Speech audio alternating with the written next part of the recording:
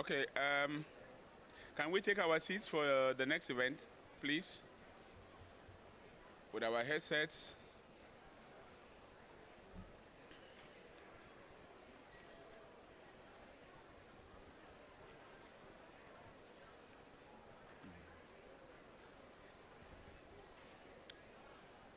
Okay. So dear friends, good afternoon and welcome to our event. You're not hearing?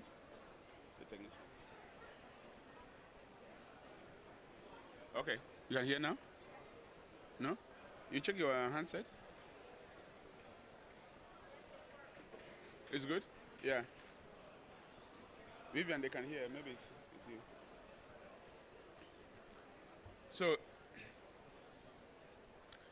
So good afternoon again and welcome to our event on building capacity in modeling to support Africa's climate transition. We're very glad you're here. This is an event with the ECA, the African Climate Policy Center of the UN Economic Commission for Africa, in collaboration with the Climate Compatible Growth Initiative, big UK supported initiative, which my brother, Professor Mark Howells, is running with Vivien and other friends and so on. So my job here at the moment is just to say thank you, welcome, and let me call my brother Mark to join me to welcome you and to get us going on this. We've been doing this since, well, not this, but we've been working together to push this agenda since COP21, and there's a lot, and you will hear from this initiative, what we're doing now, how much progress has been done. But Mark, please come and get us started and welcome our friend. Thank you. All right. No, thank you very much indeed, Linus. It's an absolute privilege to be here. My name is Mark Howells. I'm an academic from Imperial College and Loughborough University. I'm also a graduate of the University of Cape Town and am a South African dual national. I say that for a reason, and I'll come back to it in a second. I used to run the European Commission's think tank for energy, and one of the things that they asked to be put together was a forum to help improve the flow of information from academics and analysts to DG Energy. It was the case in about 2017 that Linus came to me and said, Mark, you're doing this for Europe, but you're an African.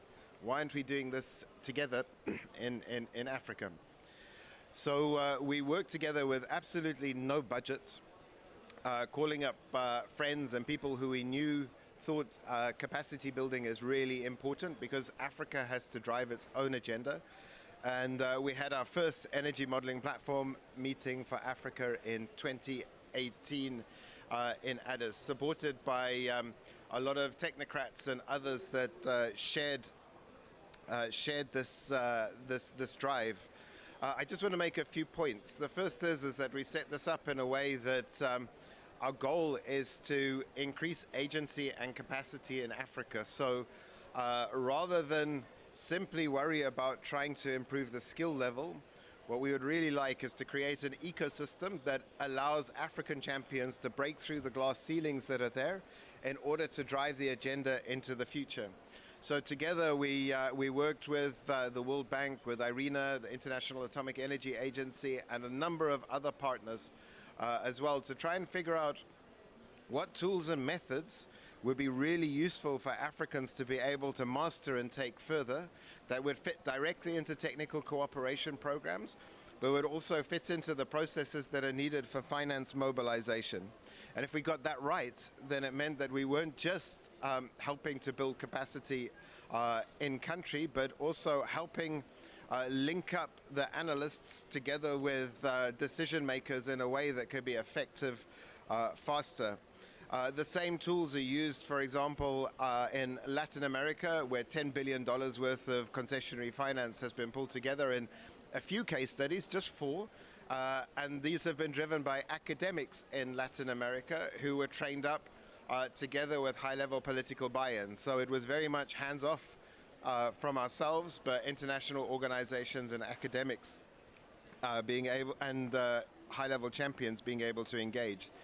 In the summer schools, they're oversubscribed. For every person that comes to a summer school, we have to turn 2 or 3 away.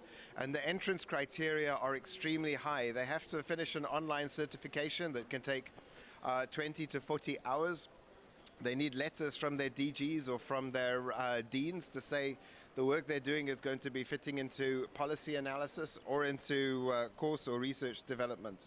So we get really powerful champions. In fact, many alumni are in this COP because the skills that they have are directly transferable to advising decision makers.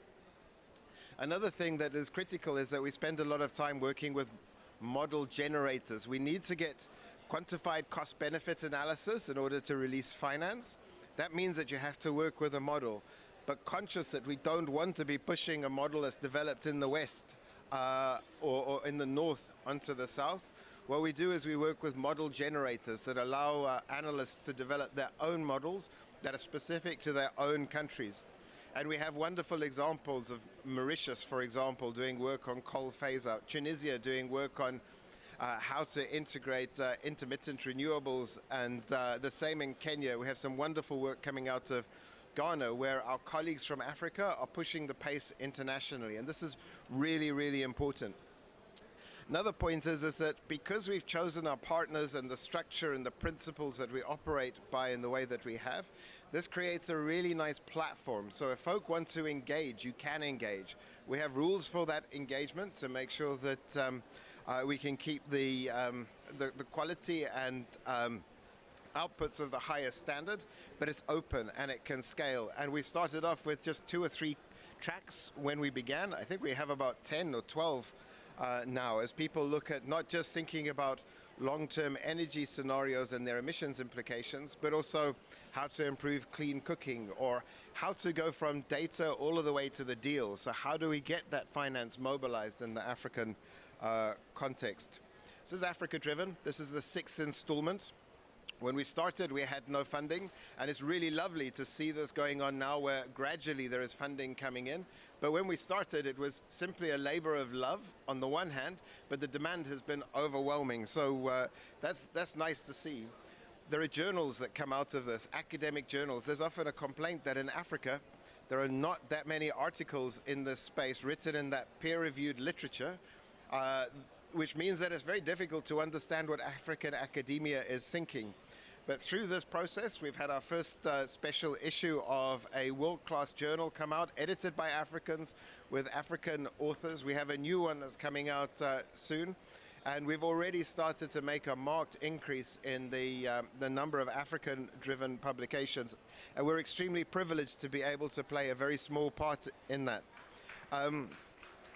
The other thing is that I won't give away the total number of people that have gone through the schools, but it's large.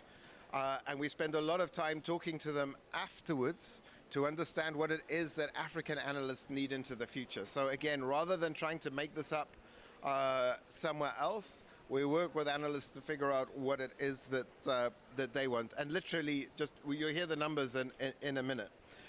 The other thing is that, you know, if it wasn't for Linus and now lots of African centers that are driving this would not be growing, and it's growing at a rate, and so on. So before handing over to the panel, we'd just like to extend a special thank you to all of the partners that have been involved in putting this together, with a forward-looking element where we want to empower Africans to break through the glass ceilings that are just in this ecosystem. And also especially to Linus and the team from the ECA who made this possible. So thank you very much. I'll hand back to Vivien and team now.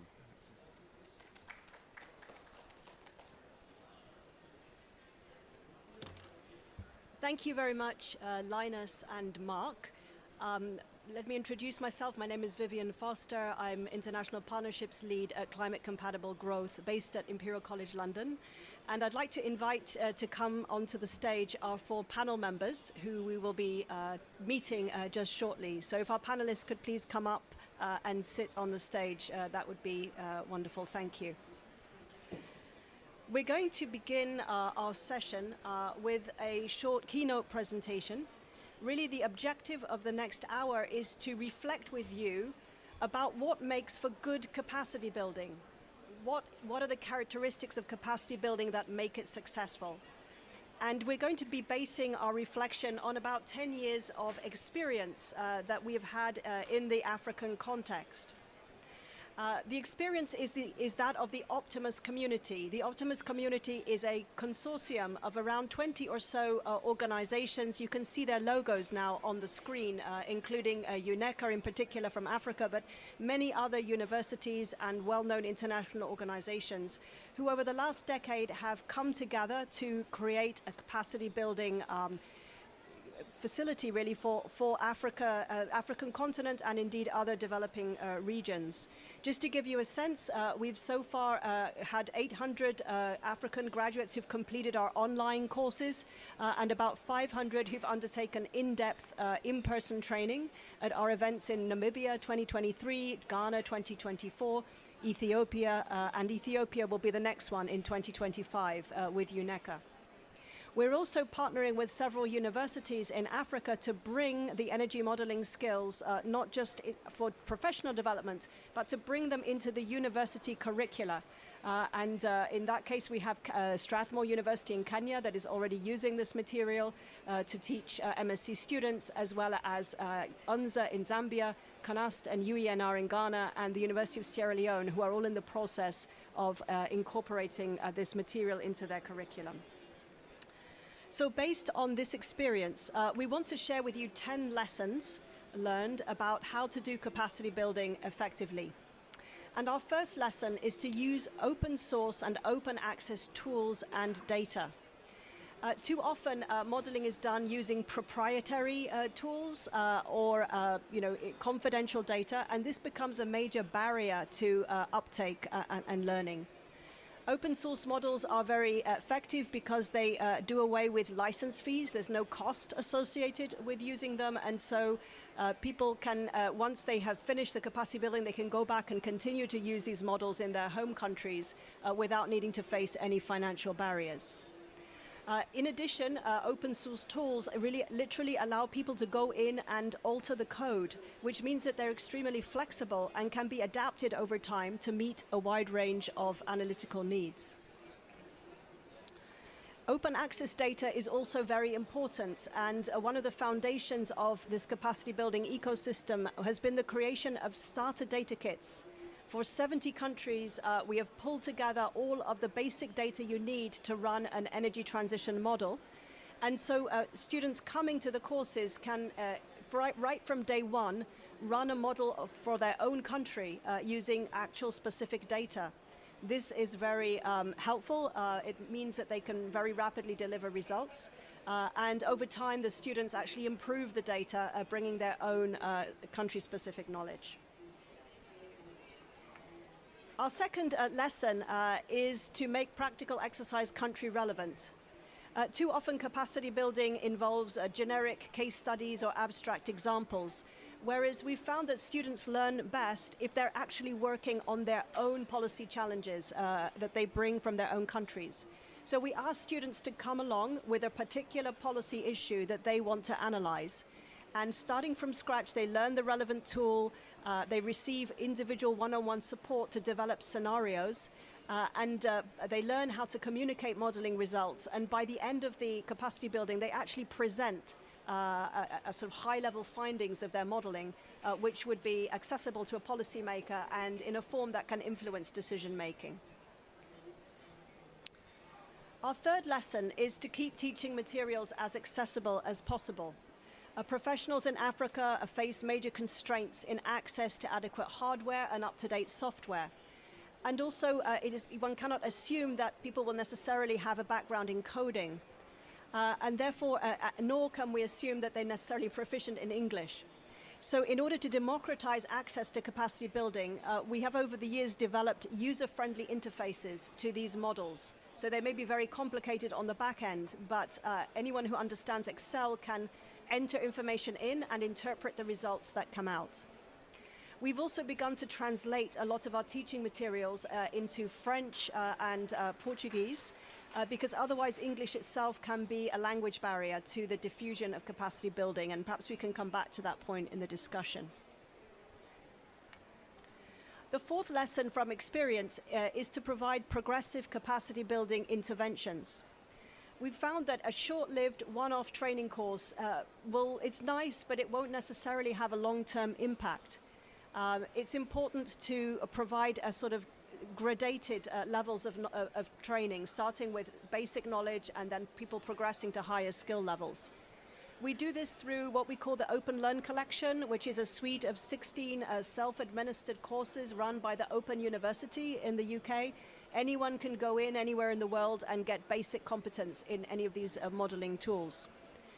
For those who want to go further, the energy modeling platform is a 3-week in-person experience that takes people up to basic proficiency. And going forward, we're planning to launch early in 2025 a badging system. The badging system will provide LinkedIn badges certified by the Open University to clarify the skills level of each person. And so people will come out of the schools with a bronze badge. There'll be opportunities for them to progress to a silver and gold badge as they start to apply the tools and produce analysis of their own. So by providing this gradated ecosystem, we can encourage people to keep building skills further. Our fifth lesson is to sustain capacity building support via community networks. Our students have typically been quite satisfied with their learning experience, but they've said we want to continue. You can't just train us for 3 weeks and wave goodbye. We want you to continue to support us as we try to apply these tools in our work. So we've recently launched the Energy Modeling Community, which is a network of alumni of everyone who's ever been through these courses. And the community is providing on-demand technical support in real time, as well as a rich array of professional enrichment opportunities, ongoing webinars for people to build additional skills, for people to learn new skills, and as well as disseminating their own work, and networking and mentoring opportunities, and opportunities to broker collaboration. So that ongoing network is a very important element of the ecosystem. The sixth lesson is that we think it's important to adopt a train-the-trainer approach. There's a danger of long-term dependency on external capacity building and the vulnerability to stop-go from different international financiers. So we're placing a lot of emphasis on talent spotting. So among the people who take the course, we identify those who have the talent, who have the potential to become trainers, and we invite them back into the classroom first as assistant instructors. The badging system will also recognize this. People will be able to get an assistant instructor badge and a lead instructor badge. This way, this will be a routine aspect of our classrooms, that our classrooms will contain not just students, but also trainee trainers. And our aspiration is that within a few years, that really all the capacity building would be done by Africans who've gone through the program themselves. And a photograph there of one of our first trainee trainers, Michelle Akute from Kenya, who went through this process herself. Our seventh lesson is to embed skills in academic institutions for sustainability. A lot of capacity building programs, rightly focus on trying to put skills with policymakers in government, and of course that's incredibly important. But we're all aware of political turnover and the fact that often people in public institutions may move on as governments change. In order to ensure that knowledge is retained within countries, we think it's equally important to be training academics and not just policymakers. And this benefits the country to the extent that the academics retain the knowledge in the universities and they can continue to support future generations of policymakers. It also means that academics can integrate the material into graduate curricula so that the next generation of students come out already with the modeling skills from university. So there are a lot of sustainability advantages to building capacity in universities.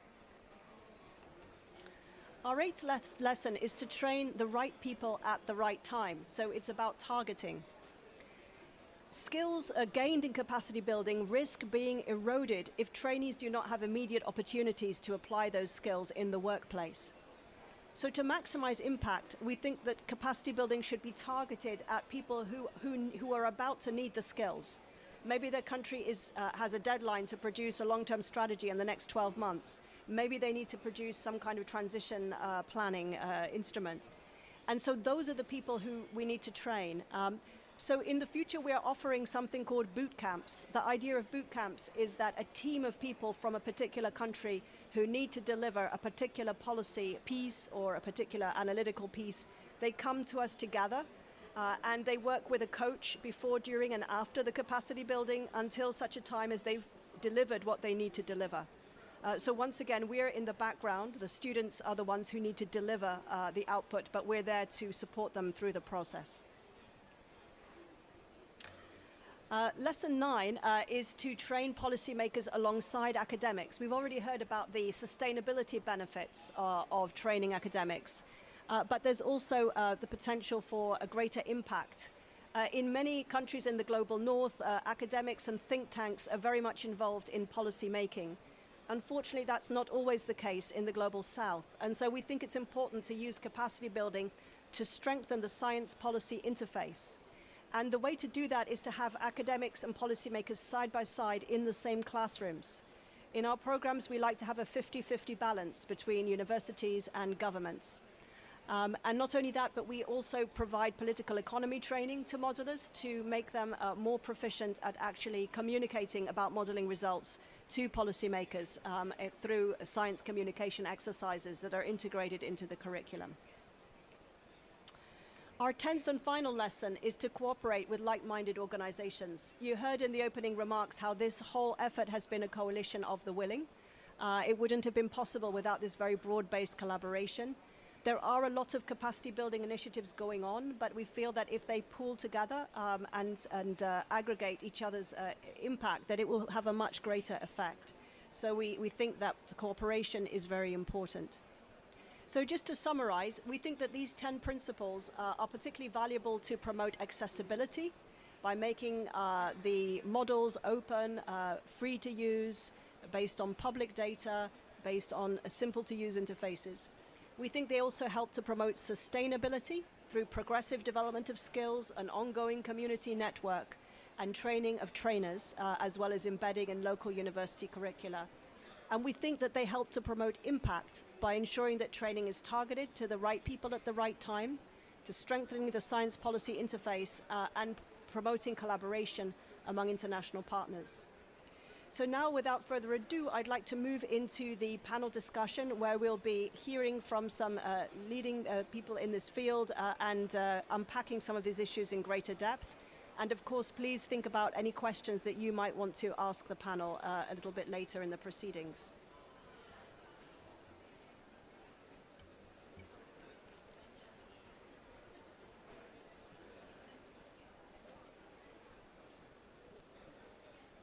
So I'd like to turn now to the panel discussion portion of our program, and I'll perhaps introduce each panelist as they come in. So first of all, delighted to have with us Mekalia Paulos, who is a research officer specializing in energy transition and climate finance at the United Nations Economic Commission for Africa.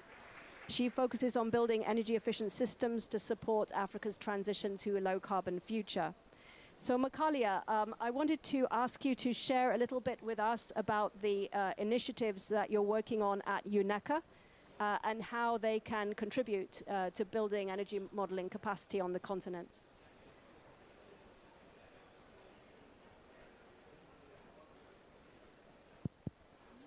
I think, yes. Okay, Good. there we go. Sorry. Thank you, Vivien, and good afternoon to all our participants. So we're working kind of in the ECA space on a wide variety of initiatives, but the EMPA, as was said before, is really something that we've been co-leading from the beginning. From our humble beginnings back in 2018, I was actually one of the first participants when we were told to take training. I think we were about 8 or 9. We started with just a few of the modeling tools, osmosis, onset, and clues, I believe, looking at the different areas of modeling, and it's grown so much in the past 5 years. So we've seen it exponentially. Kind of the interest has really grown over the years, and that's one thing that we're really focusing on right now, in terms of linking that with our policy frameworks, giving technical assistance to our member states. And I think it's really important, again, and you mentioned this before, the science policy interface. Without both academics and people that are in ministries being trained and being able to take this on, we really wouldn't have seen how in terms of the partnerships as well. A lot of people have been taking this, and year after year, I think we're up to 500 now. We had our fifth iteration in Accra earlier this year. We're working towards the sixth one in Addis next year. And it's just every year we've seen more interest, and the tools have expanded. And this has really been because of just the interest in energy modeling, given that how disruptive the energy transition is going to be.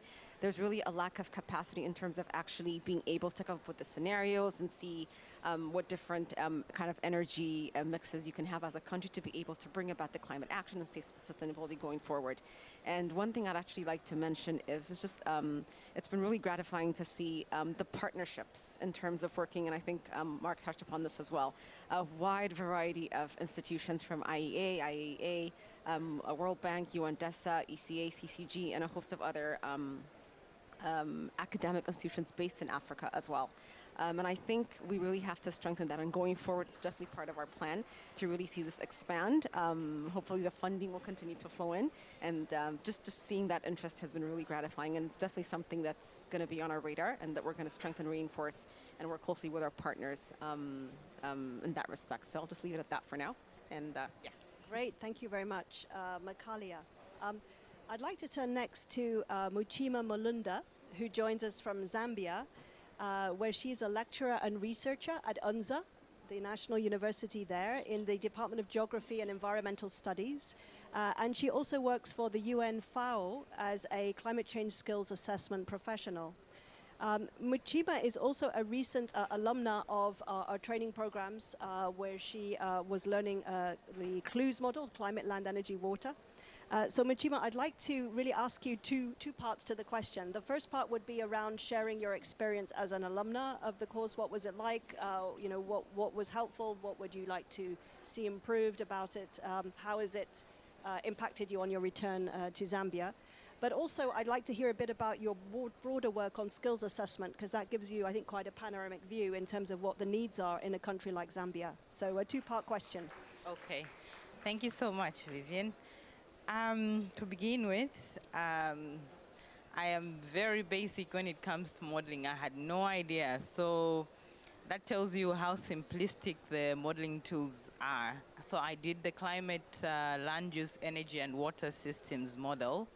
And after the training, I actually went back home and incorporated it in my PhD study. So I'm currently doing my PhD at my place of work, University of Zambia, incorporating the CLUES model into it. So the models are very simplistic.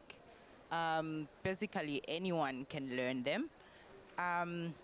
Secondly, we are also trying to incorporate the models as academics into our curriculum in the university so that they can be more meaningful and more impactful. When it comes to my job at the UN Food and Agriculture Organizations as skills assessment, we do a lot of data collection, raw data, baseline data. So my thinking is most of this data can actually be used into the model. As you may be aware that in Zambia we lack a lot of baseline data, especially when it comes to land use and land cover. So yeah, we are definitely on course.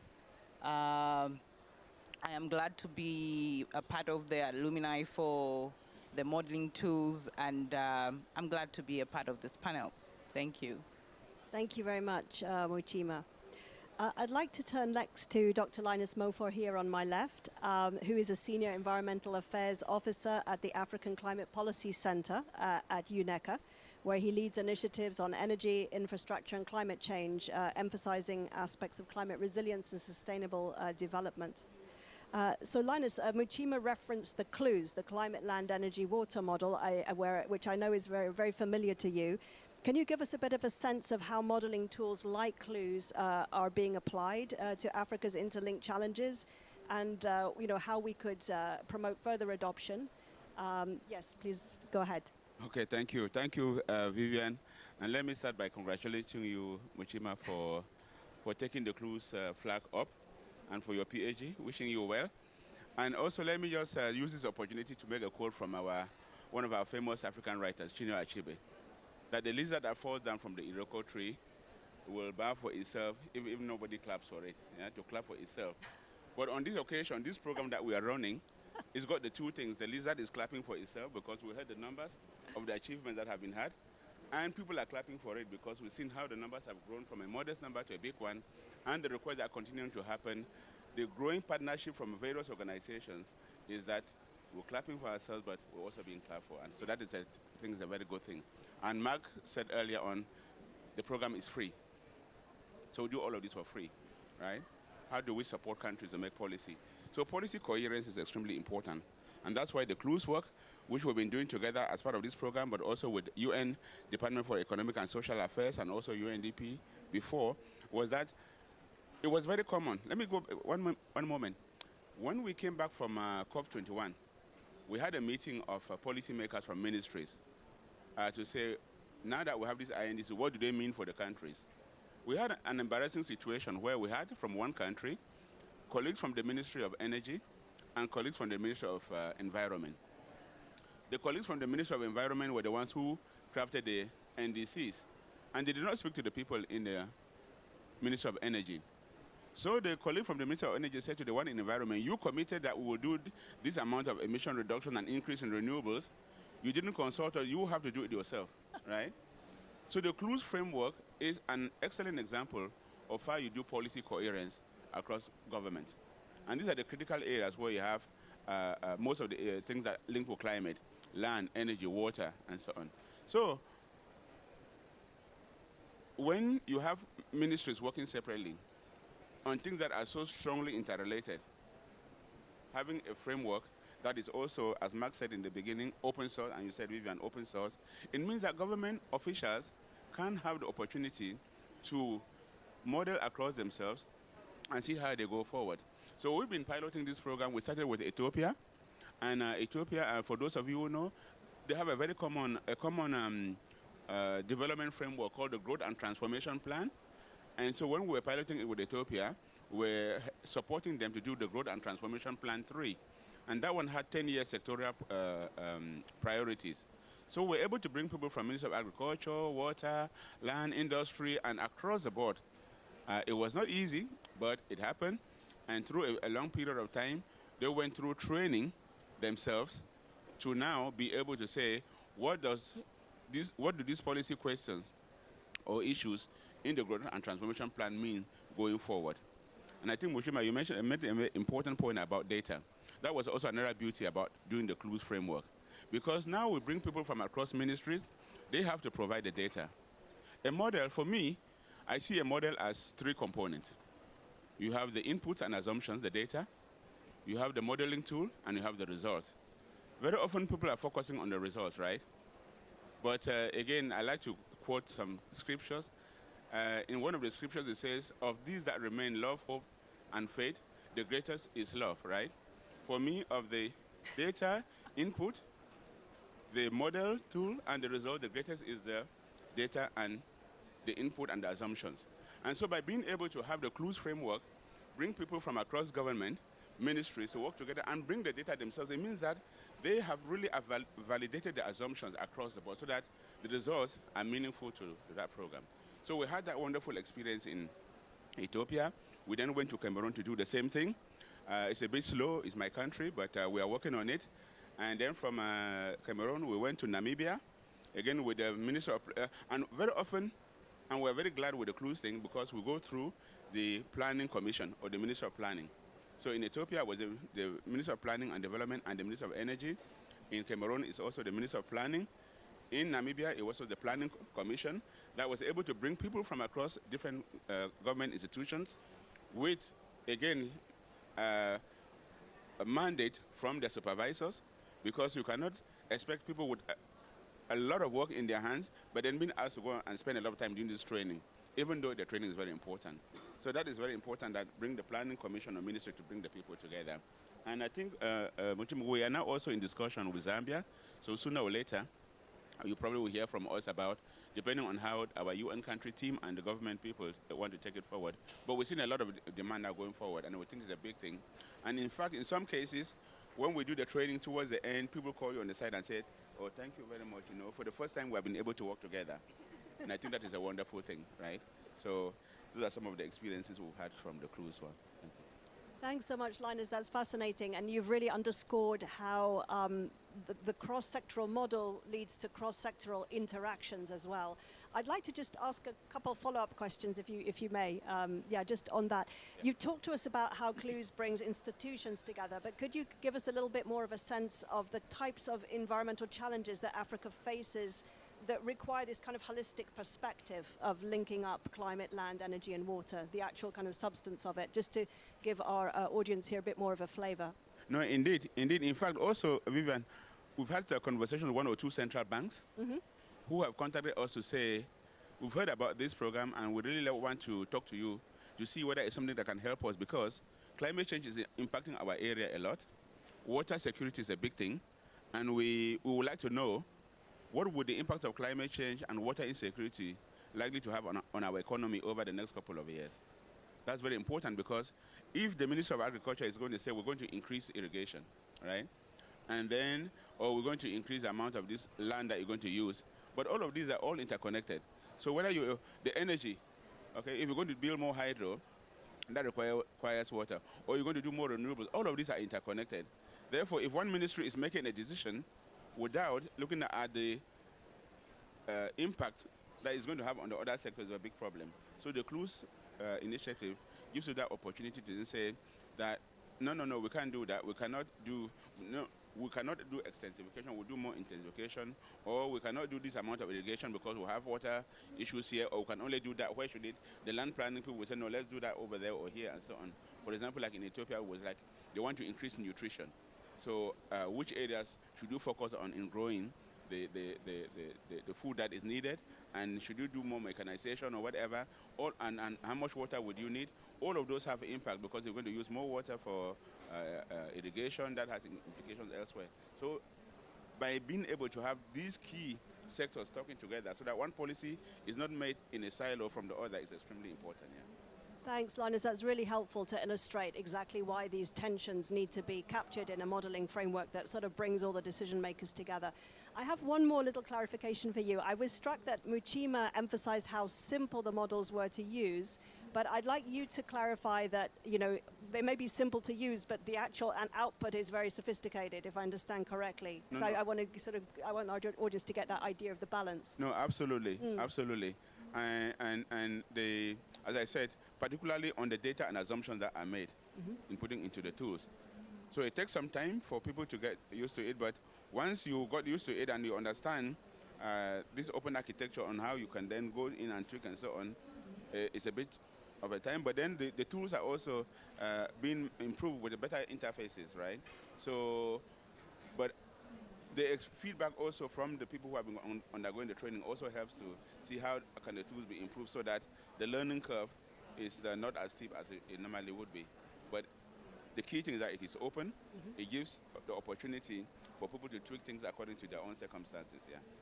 But also enhancing the interface to make it easier for use. But most importantly, on working across sectors to have the right data and the right assumptions that go into the model, because with the wrong assumptions, the results are useless. They might look colorful, nice graphs and so on, but they mean nothing, right?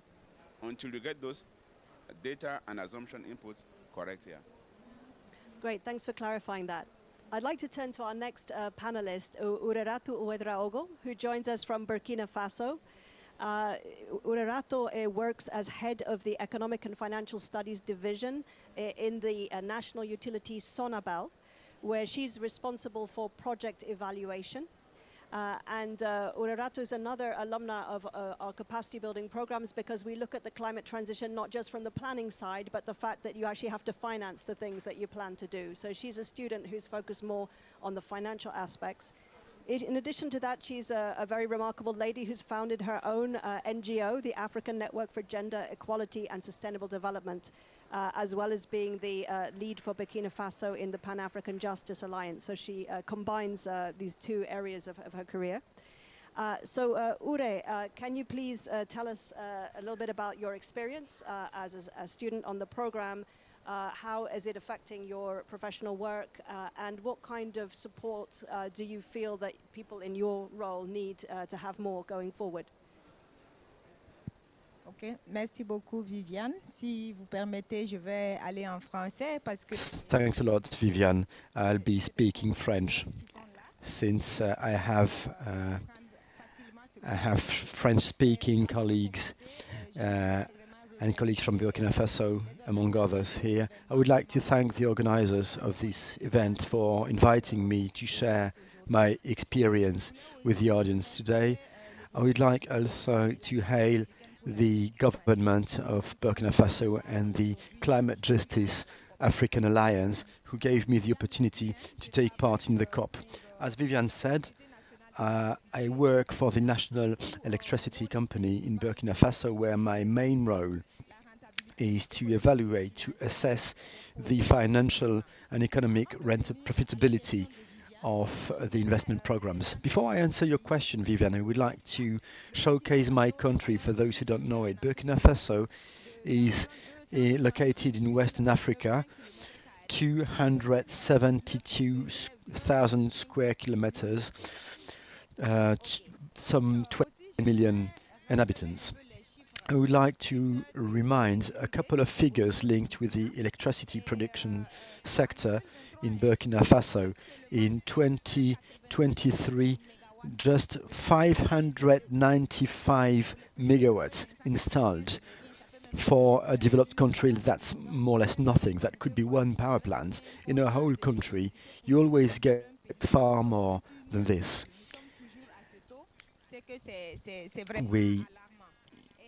It is alarming.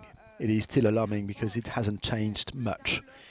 To give you, in a nutshell, some pieces of information, only 26.9% of households have access to electricity, 1/3 of the households in the country, which means how urgent of a need we have when it comes to building power plants, electricity production units, so that the offer of electricity is higher on the market.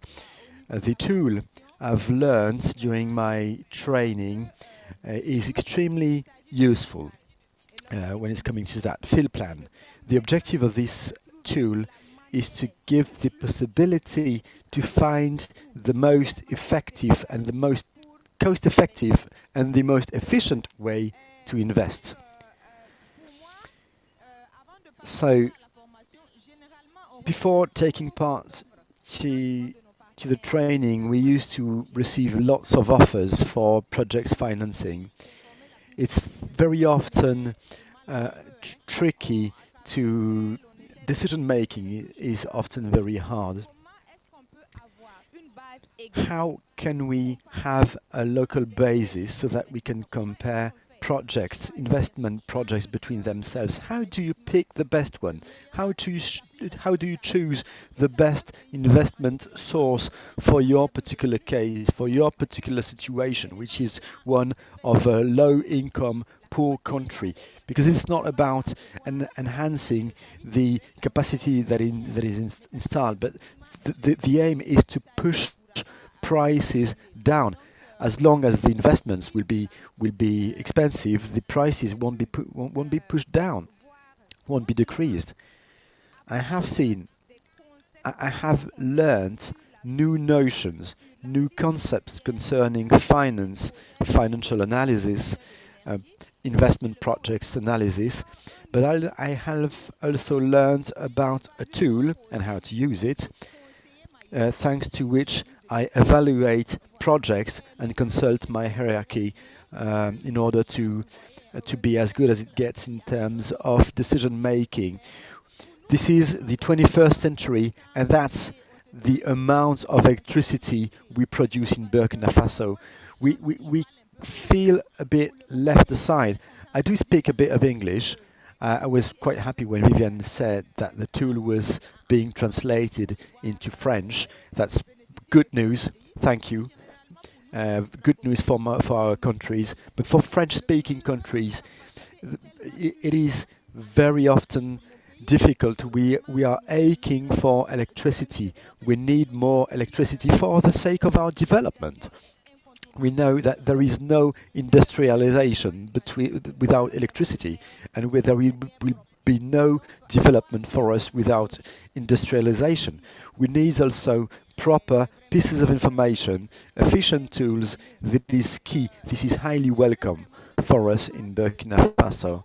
I would like the translation phase to be quick, because I'm already working at the domestication of the tool inside the label so that we use it, because as I was saying earlier, we don't have one tangible tool.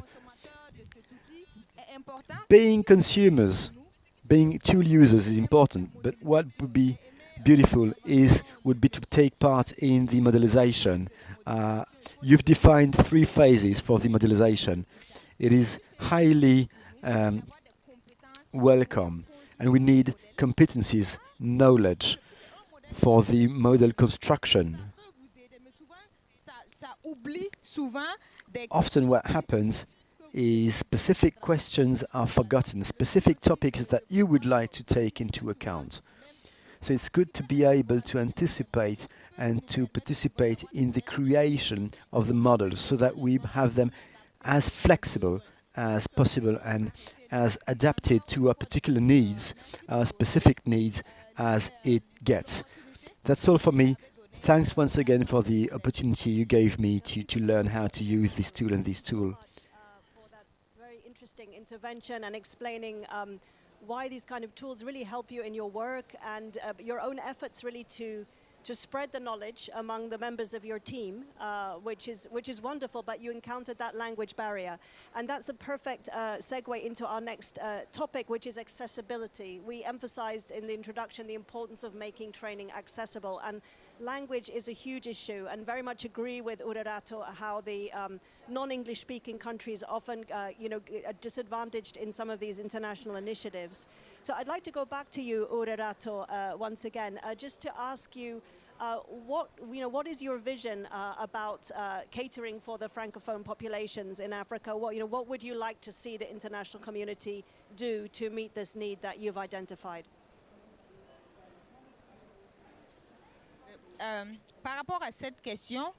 Well, for that question, Vivien, this applies only to the energy sector, doesn't it? Broadly speaking. What we are calling for as French-speaking African countries is initiatives being launched at the same moment at this, very often the initiatives are launched in the English-speaking at a certain time and later in the French-speaking countries. We would like not to be late each time. We have to do some efforts in order to understand the language. We don't all have the possibility to learn fast. So what we need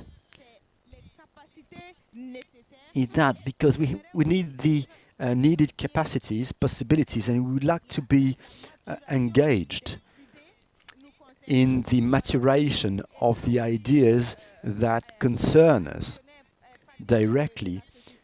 I am from the civil society as well, and we often say that everything we do, everything we live, everything that comes across is not meant to be for you. We want to work for ourselves, by ourselves. We want to be at the very heart of the process so that our needs are articulated precisely, so that we take part in the construction of the whole tool, of the whole program, so that we use it at its best. Because when you're not engaged, you can come up with good proposals, but if the very needs of the people, of the target people, are not taken into consideration, that's a pity. Another thing that could be interesting, the concepts in the field of finance, in the energy sector, more often than not, are a bit too complicated. They are, not to be having a go on the university system in my country, but I've learned how to use softwares using paper. I've learned the R software using paper because we don't have machines, we don't have computers. How can you learn modelization on paper? It is that tricky. So please provide Africa with the means it needs for people to have the tools that would make it possible for them to get the knowledge and the skills they need. One other thing, I am at the moment discussing with people from universities for them to get in touch with you to see how students could access this training.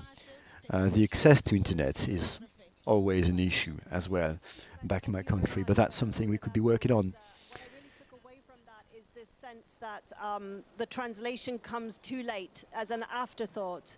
And so people from other language groups feel left behind, and that really we need to advance right from the beginning with all the language groups fully integrated in the process so that it can really reflect their specific needs. So thank you for that, and I'd like to sort of open it up more broadly to the panel on the topic. It could be language issues or other issues relating to accessibility. Anything that we can do to ensure that capacity building is accessible. Anyone else would like to come in on that topic? Linus. No, thank you. Thank you for sharing those experiences. No, it's absolutely right.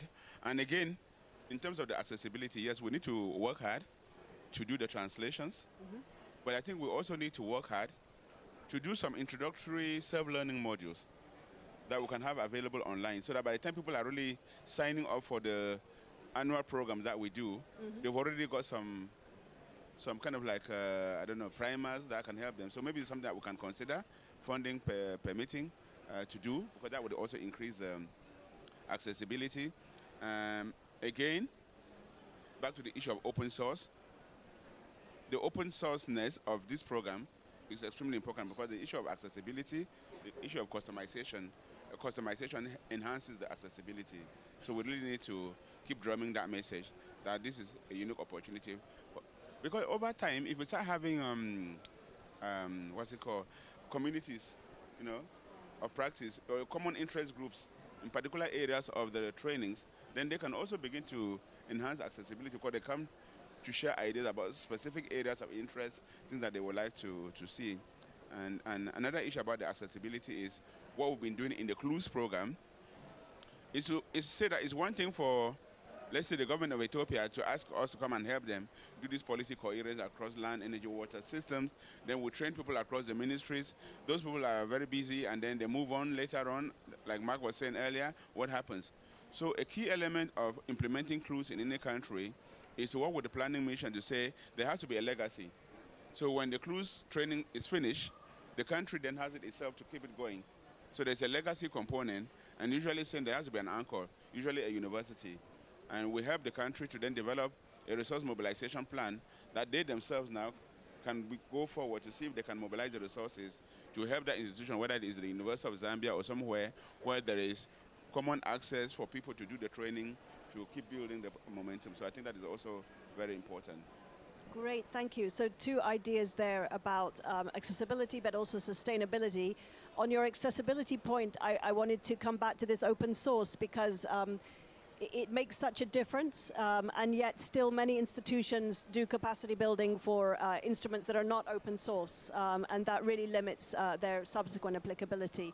I think, Uri, did you want to come in on that? And then Mekalia. Oui. J'aimerais aussi partager Yes, and I would like to share with you one idea that could make the tool more accessible. Most of our countries lack information about the very existence of the tool. We know, who uses the tool? Those who work in the energy sector, the ministries, electricity companies, and others. So the idea I would like to throw here, to share with you, would be to perform a mapping of these very structures and to send an offer, because for me for us, sorry, it's an urgent need. In terms of capacities reinforcing, it's extremely expensive, so much so that the capacities reinforcement is often left behind. Often during budget discussions, trainings are the first to be squeezed out. And it's extremely important for each kind of development. Between the right tool, you can't develop. So could the team send direct offers to these structures? Not only will they be informed about the very existence, about the tool, and then on a voluntary basis, some discussions could be held. Because in Burkina Faso, someone wants to ask questions over there. We need financement modelization in Burkina Faso. It's a growing sector. That's a sector that is aching for investments, and we need the right tools that will make it possible to identify the right projects, the most flexible and accessible means. We have mini-grid projects, for example, for the electrification of rural areas in Burkina Faso. It's 6% electrification, 6% electrified in Burkina Faso. That's alarming, that's appalling. So that the urgent need now is to get close to the consumers. I often take part in that kind of events, and that's how I met a woman who said, who said she was attending online training so that she got a certificate, so that she was able to apply for this or that.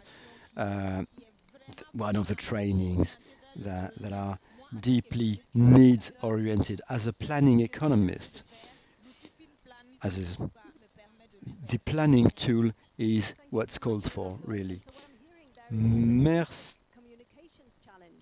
We need to get the word out. We need to reach the key decision makers with the information that this type of training is available, that it doesn't have a budgetary cost, and that it can be very useful. So thanks for that encouragement to have more stronger outreach to key populations. I think Mekalia would like to come in next on this issue. Just very quickly, something that Linus mentioned earlier about primer courses before. So the Open University courses are actually, so as part of the MPA, there's a first week that you have to do courses of just to kind of prepare you before you kind of delve into the modeling. And that kind of gives you a good basis. And I think that's something that's, I mean, hopefully we can offer more courses, but that's something that's really important because it really provides kind of a common footing for people to be able to kind of harness the EMPA. But also more than that, in terms of the data starter kits, and I know there are about 60 countries of the 50 or 60 that you have this for as kind of like a starting point. Of course, data is important to get from the countries that are taking the course itself, but I think maybe if we could look to expand that, because I know we only have about 60 countries so far, so maybe if we could expand that to additional countries, I think that would really help in terms of accessibility, again, to be able to, kind of expand the reach and have more kind of harness what the MPA offers. So I just wanted to mention those two. Great, thank you very much. So 2 points there. One about the importance of the online courses, which are immediately available free for anyone who's interested, but they need to know about it. And also this question of the data, which has been such a cornerstone of the whole effort. And I think we're currently looking into how we can further improve the starter data kits.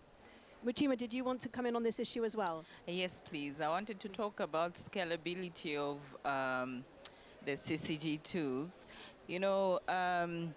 Being from academia, in the past we had very, very few people, very few students engaging in modeling tools in their studies, because in order for you to do modeling, you had to have a computer that has got certain specification, more like a gaming computer, and you had to leave it all night running for you to just do the modeling. But with CCG tools, you can install them on any basic machine. They're very easy to use on those machines. So it's become easier. In the next few years, I think we'll have more students, we'll see more students using modeling tools in their studies because of that aspect. Yeah, that's all I wanted to add, Vivien. Thanks so much for bringing up the hardware aspect, actually. We haven't talked about that yet, but it's obviously such an important one, and it's such a big constraint, as both of you have mentioned.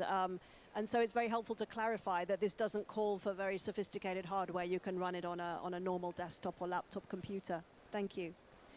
I just want to maybe take a pause there and see if we have any questions from the floor before we continue with the rest of our panel discussion. But I just want to make a little bit of space in case anyone from the floor would like to raise a question for our panelists. Yes, please go ahead. Can somebody...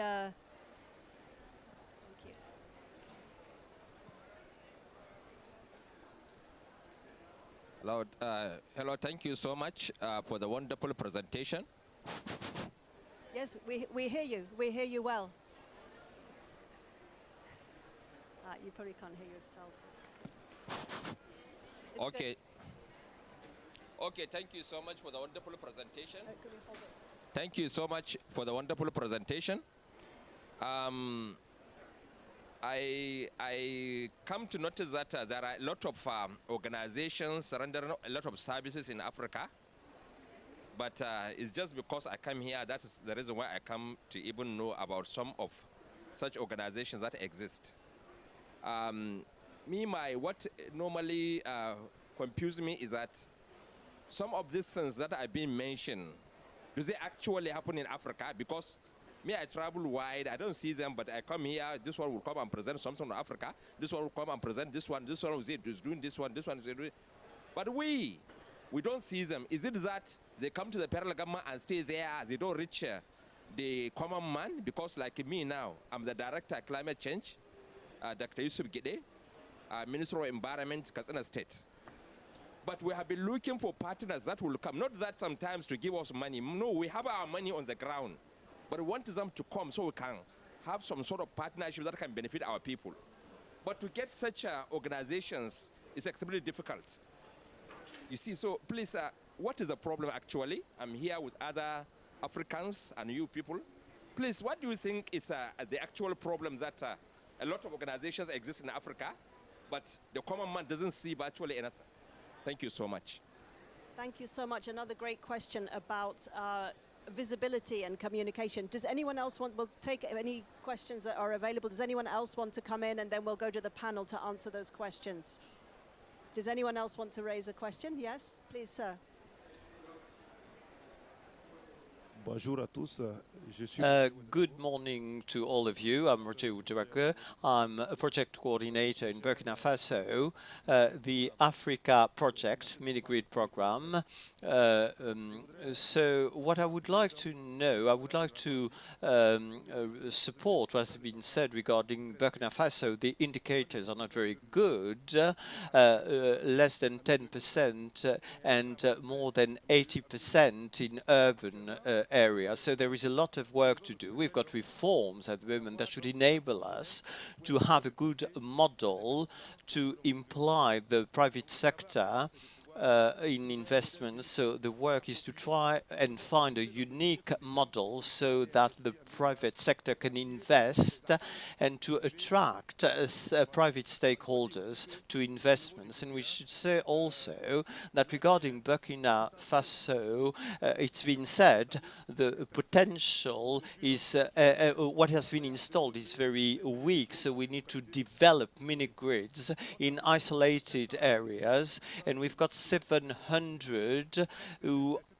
need mini-grids, and they should have mini-grids with the support of the private sector. So a good model, financial and economic, is necessary to have an impact and to involve the private sector. It's very important for Burkina Faso. This is my comment, and my friend is going to say a word as well regarding this.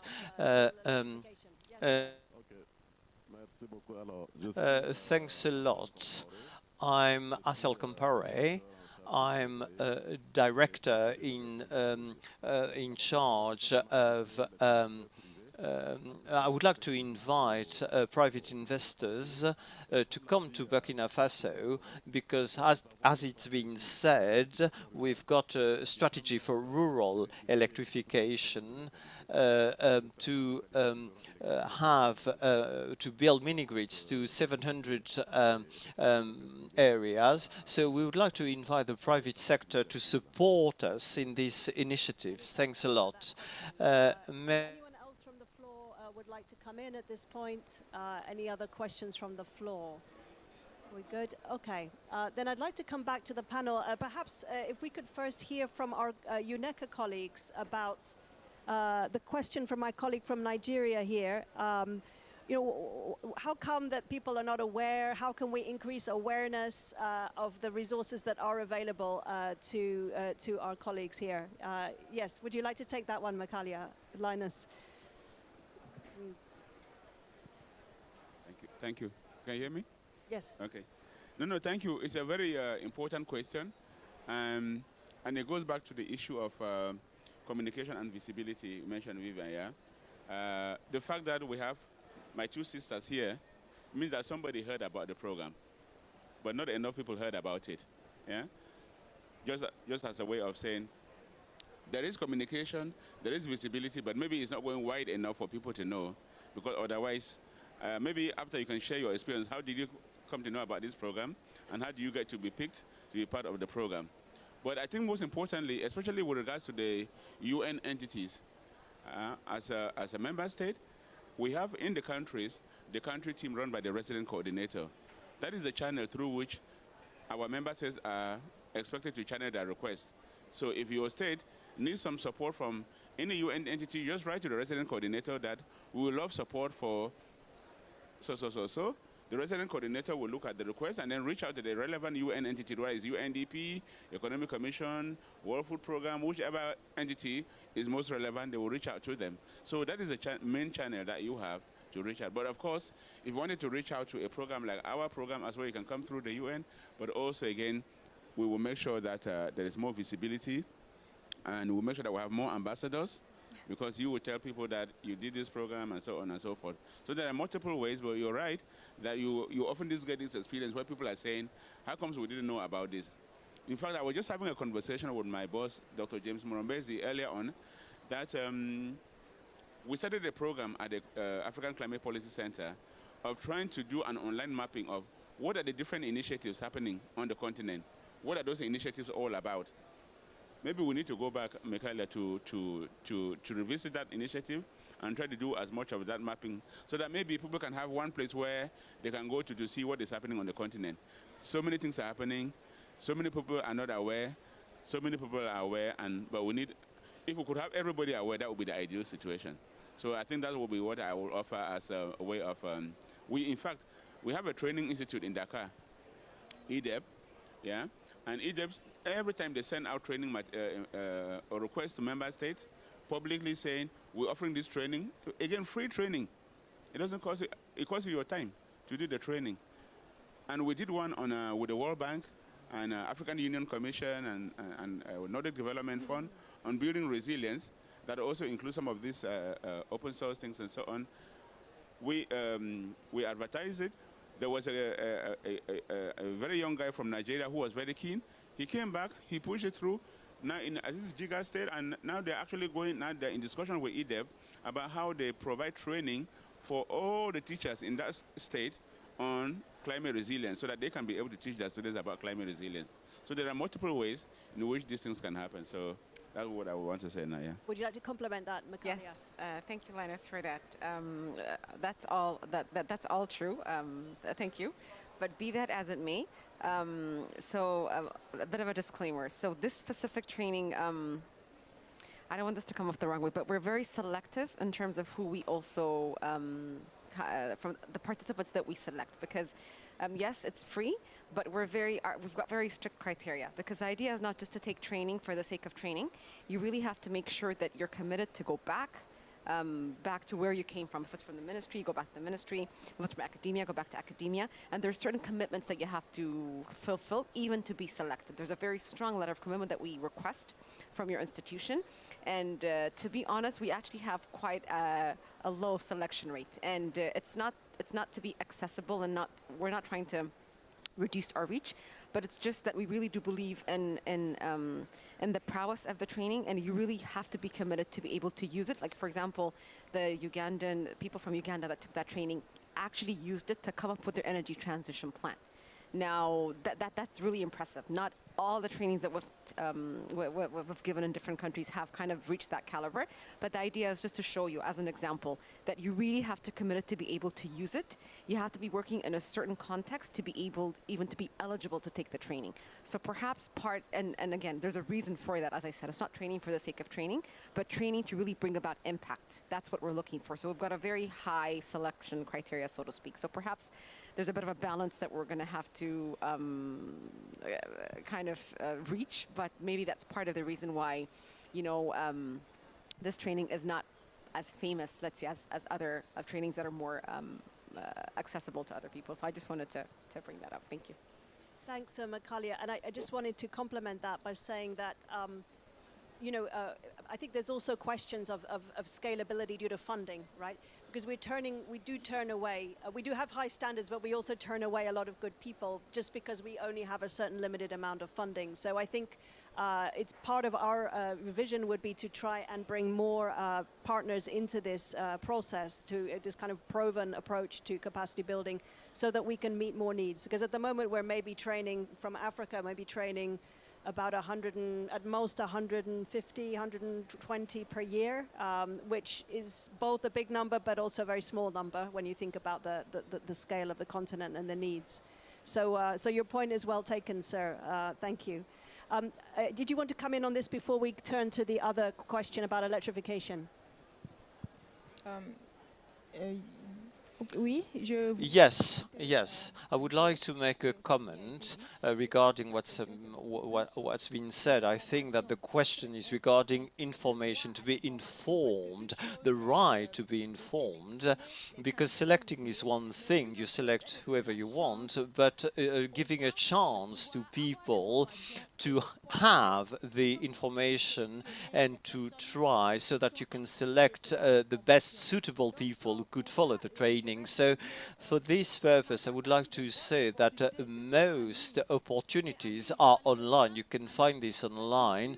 And unfortunately, in Africa, internet is not available to all. It's not accessible to all. It's a luxury. So many students, they do not even know that there are online opportunities. Very often it's WhatsApp only. So the culture, the information, the online information culture to target Africans is still very tricky. It's not efficient. So, for example, I was lucky because I belong to a huge network, the Pan-African Network for Climate Justice. So I said I'm working in the sector of electricity, and I've said what problems I've had, and a girl who was there from Kenya told me, in Kenya they are English speaking and they have an advantage compared to us because they speak English regarding certain issues, and she told me there is an existing structure training people. It gives you tools, and I think that if you can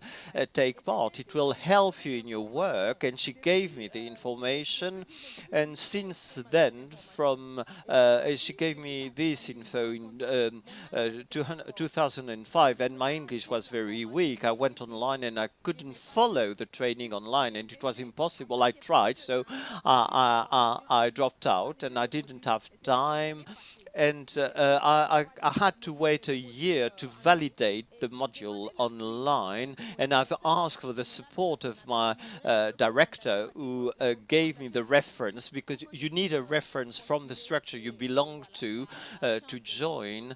And I've been selected. I was lucky enough, and I took part. So this is what I wanted to say. Yeah, of course, yeah.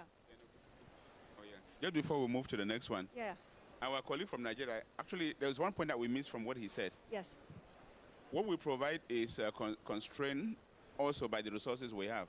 But he was saying they have their own resources. They want to invest in themselves. So we need to think about how we have a window for on-demand.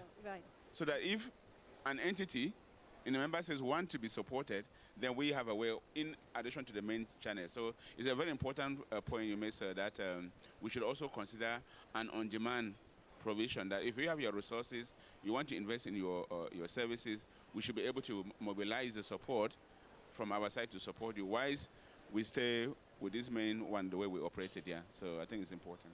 Yeah. Thanks, Linus, for pointing that out. That's actually a very important aspect. Thank you.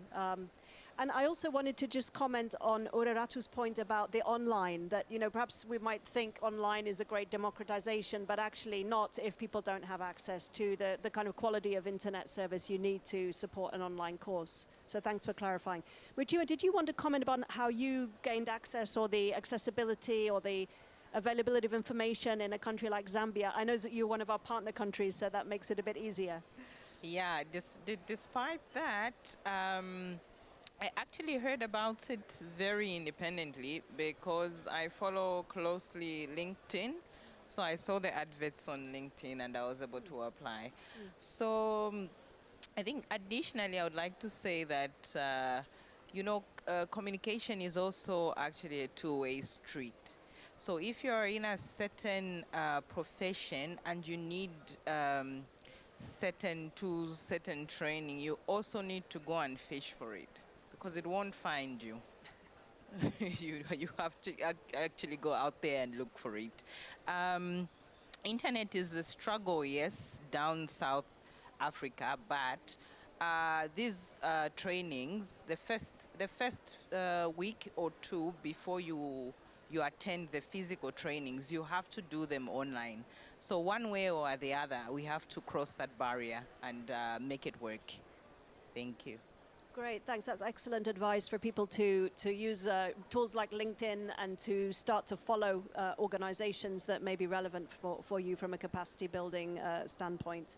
I wanted to turn to the other important questions that we got from our colleagues in Burkina Faso, and they were very interested in tools that would help them to advance on the electrification agenda, as well as on the question of private finance for off-grid rural electricity. And the schools that we're discussing, they do actually include training for electrification planning, tools like onset, microgrids, pipes. They do provide the kinds of tools that you're looking for. I don't know if there's anyone here who could comment on the electrification aspect of the schools. I don't know if it overlaps the electrification tools.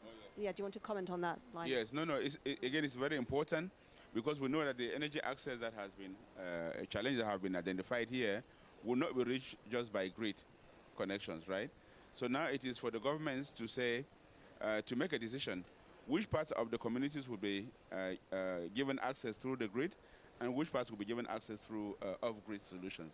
And I think having that modeling capability to identify areas that are better served through off-grid and areas that are better served through grid connections is very important. And one of the modules that we have, this onset tool, helps you to do that. And then once you identify the places that are optimal for off-grid electrification, we now need to come up with business models that are most suitable, and then start going into the financial modules that we have also as part of the training program to help you optimize your investment. Yeah. Great, thank you very much, and we're happy to give you more information afterwards if that would be helpful. Yes, I think we have another comment from the floor. Yes. Okay, our colleague from Burkina wants to follow up, and then we go to the gentleman at the back who's just raised his hand. Yeah, we go to you next. Oui, merci bien. Thanks a lot. Thanks a lot. I'd like to go back because we're talking about this. I would like to specify a number of things. First of all, my colleague said we try to find out, to identify and to try to get investments from the private sector, but we appreciate the tool. We are not aware of it at the moment, but our colleague has been able to follow the training. First of all, I'd like to know, for full training, how long does it take? It's been said already, we are rushing, shall I say. It's an emergency. We have developed a national strategy for electrification. It's going to cost just over 600 billion CFA francs. And in this strategy, we would like to attract the private sector. At the moment, we're dividing the country into concession zones. We've got about 13 concession zones for which we would like investments from the private sector, and we would like to attract them. So we need a tool we would use as a guide, a type of guidelines, because this is private. These private investors, it's going to be public-private partnerships. So they are going to develop this, and they are going to transfer the work to the state. And we need to know whether the financial model, is it bankable? Can it be supported? And do we need to give them subsidies, be it from for capex or opex subsidies? So we need such a tool to guide us, to select even, shall I say, the private partner that might be interested to invest in Burkina Faso.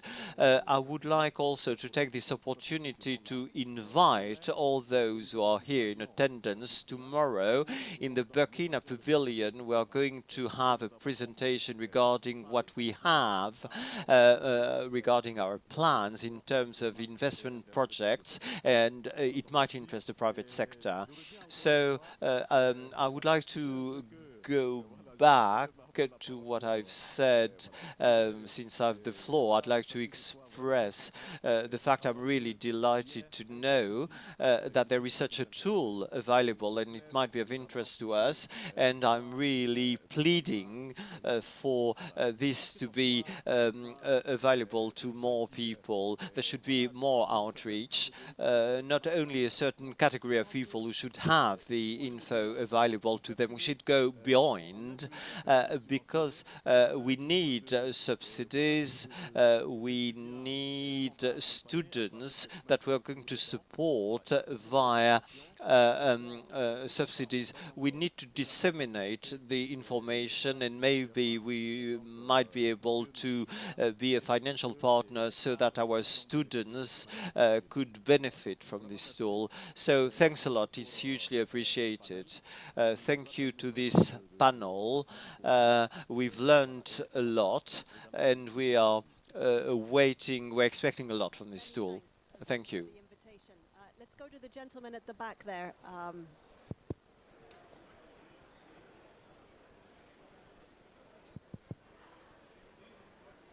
Thank you. Thank you very much. Thank you for this. I think it is a very good discussion, but I'm Muhyiddin from IGAD, Intergovernmental Authority on Development. I think from the discussion, the issue of communication and also the connection between the level, member state, regional, and Africa. And I think also the REX is an opportunity, because when I saw my colleague from Nigeria, you know, we have ECOWAS, we have East Africa, we have COMESA. I think that is the missing link, because most of this organization mandated to this disseminate of information training. And I think this is the area where we need to see this kind of link between this, because most of the RECs, regional economic communities, are working on that. But I think it's an area where it's an opportunity to link on that, because always that is the issue of having many reports, but the using of the report itself and the communication is a big challenge.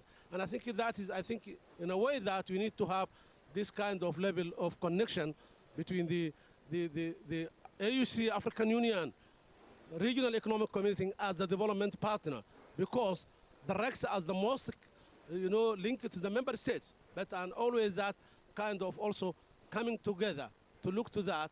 I think also REX, I'm not saying REX are doing well on that, but they have a convening power. They have the mandate to mobilize resource and also to disseminate. And I think that will be very good to consider that kind of discussion to bring REX on board. Thank you. Thanks very much for that interesting suggestion to work through the regional economic communities to spread the word about the capacity building opportunities. And just also on the other question, happy to discuss afterwards about the electrification tools, but you raised an important question about, well, how much time does it take? Can we do this fast enough? So this training is really quite fast. I would say in terms of actual time devotion by the student, it's probably a little bit more than a month. Yeah, it takes about a month of time. And in terms of out-of-pocket costs, it costs us under $3,000 per student. Just to give you an idea of how much we're talking about, it's helpful, I think, to have a concrete idea. So unfortunately, we're beginning to run out of time, and so I would like to invite each of our panelists to make just a final comment, just a brief comment, maybe what stood out from you, for you from the conversation, or something you'd like to leave our audience with in terms of what you think is particularly important in this whole capacity building agenda. So who would like to go first? Thank you, Vivien, and thank you, everyone, for your engagement. This really was amazing.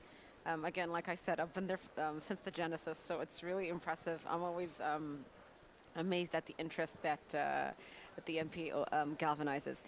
Just in terms of the principles that you mentioned, I think my key takeaway is, of course, and I mentioned this earlier, how important it is to scale up our partnerships. And I think that really helps in terms of the reach and the different tools that are available. So we definitely have to reinforce and strengthen that. Again, the link with academia, very, very important for that sustainability. Science policy interface, yes, but really making sure that the policymakers and academia is trained together, because you want that sustainability. You want this to be embedded in the institution. There might be turnover, people might leave, but then you have that kind of flow over. And if people leave, it's embedded in the institutions. So courses come out of that, etc. I think that's really, really key and something that we really have to continue building on. And finally, linked to that as well, it's of course, the importance of open source and making sure that accessibility increases. But train the trainer also something else that I've really seen.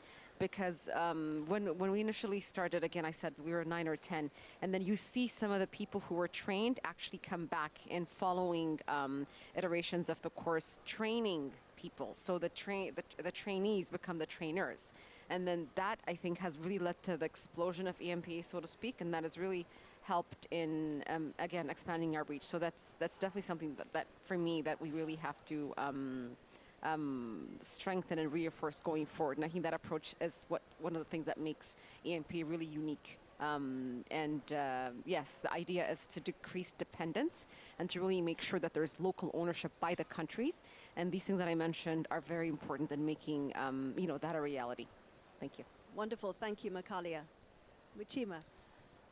Yes, Vivien, I would like to echo Mekalia's words and re-emphasize on the training, the models being embedded in curriculum, because when we train the students, they are the same people who are going to go out there in the industries and they will use the models. So I think it's very, very imperative. Secondly, I think the tools provide evidence-based research. So instead of leaving our political leaders to make, like they do, most selfish short-term decisions, when we incorporate the models, we are looking at long terms, depending on the scenarios and assumptions that we make. So yes, for me, it's the data and the evidence base on the models. Thanks. Great points. Thank you very much, Muchima. Ourerato. Okay, merci encore pour la parole. Thanks a lot once more for giving me the floor. I think that for me and my conclusion, it's advocacy. We need to be represented regarding CCJ for Burkina Faso to deal with the issue of Francophone countries, how we can join the initiative and to take part in decision making. And also, what is interesting in my case, I would like to have a continuous support for the use of the model. It's something that I want to use, and very often when I talk to the person who trained me, she finds the time to answer my questions, but I would like to have a service for those who want to use the model, to have a permanent support so that they can use the model. And regarding this, to ask to have workshops face-to-face with alumni for FinPlan. For example, we could have a workshop together, and we could discuss about the barriers we have, how you can strengthen and improve the model, and this would help to meet the needs that we have regarding the use of the model. And also there is a tool that is really interesting at the moment. Vivien has worked on the model with Ghana and Ethiopia. It's MinFin, the MinFin tool.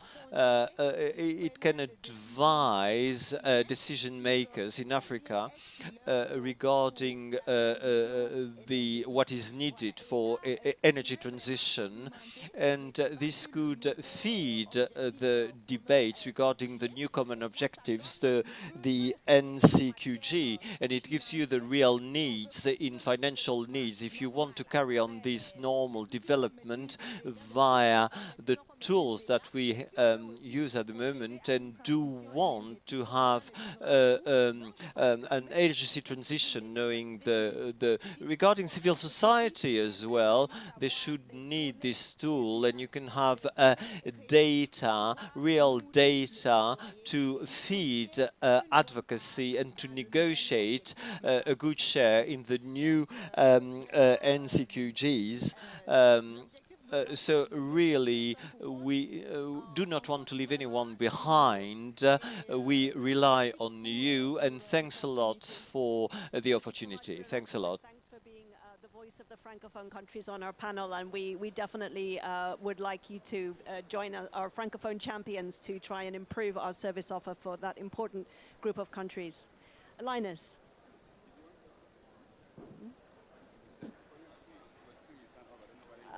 We have to wrap up, I think. Okay. Sorry, we'll talk afterwards for sure. Okay. No. Thank you, and thank you again, colleagues, for sharing these ideas. And in terms of some closing thinking, given the questions that have been asked, particularly on accessibility, visibility, maybe the point that our colleague from IGAD mentioned is something that we could look into, having a regional dimension to this program, using the regional economic communities. When we started this, the EMPA, the Energy Modeling Platform for Africa, our idea was to, over time, build an ecosystem of centers of excellence. So we started in Addis, we went to Cape Town, then we went to Mauritius, University of Mauritius, we went to University of Namibia, we went to Ghana, and back to University of Addis, and so on. And over time, that we will do that. And what we were doing at that time, for those of you from mechanics and physics and so on, you know there are a number of thresholds. Yeah, there's a threshold. For example, water flowing in a pipe has a threshold number called the Reynolds number. After 2000, it changes from flowing smoothly to turbulent. Mark and I were saying we need a critical mass of experts on the continent, after which things would explode in the continent in terms of how you do energy modeling and planning. Because at that time, there were very few people. Right? The number is increased, and we heard some of these numbers. So we're having more and more people getting to that area. We're not quite sure what that critical mass, what that threshold will be, that when we say we have reached this number of trained people, particularly through this and other programs, then we really have a big explosion of the capacity on the continent. We don't know, but I think we will got some ideas. We'll go back and think about it, and then see how we'll make the program more visible, more accessible, and also to respond to specific on-demand requests. Yeah. Terrific, thank you, and really, inspired by that vision of this takeoff, right? This potential takeoff once we reach a critical mass of trained experts on the continent. So it only remains for me to thank everybody, to thank the Africa Pavilion for hosting us, UNECA for partnering with us on this event, our wonderful panelists for sharing their experiences, and yourselves for engaging with us very actively from the floor. Since one of your main messages was about information and communication, I also wanted to encourage you to follow us on LinkedIn. We are Climate Compatible Growth, also known as CCG, and you will get information about training programs on a regular basis. And we wish you all the best. We hope to hear more from you, and we hope that we'll be able to serve you in your capacity building needs going forward. Thank you very much.